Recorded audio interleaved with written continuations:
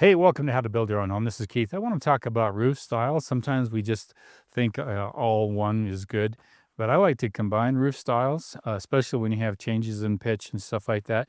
Behind here, we've got a mountain home with three different roofing products that are being applied to this home. We've got standing seam roof, which is really seen on your more shallow pitches.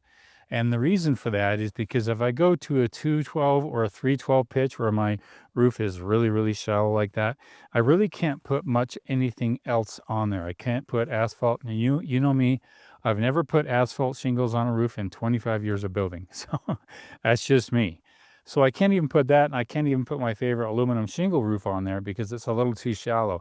I need to be at least a 3 or 512 above in order for water to properly sheet.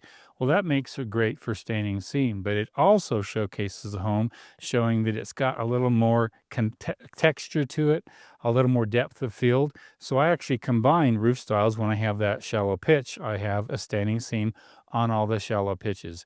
After that, when it gets to be a little steeper on my 712 pitch, I've got aluminum shingle roof. And you know me, I love aluminum shingle roof.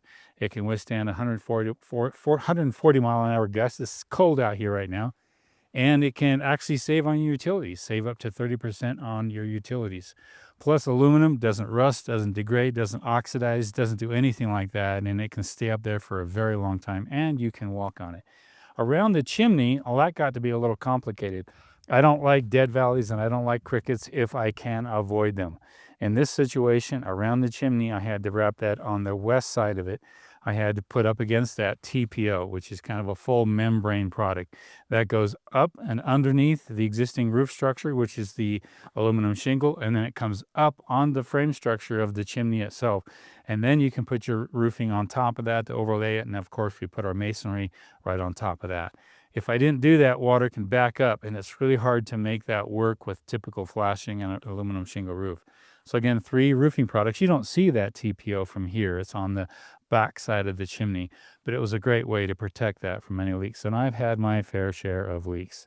And so I don't mess with that anymore. I just go full membrane on that one.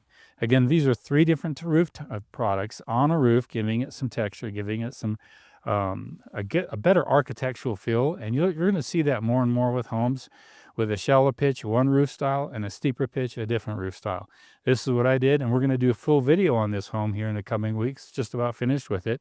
And this is our mountain home showing you different roof styles and why they function the way they do. This is Keith with How to Build Your Own Home.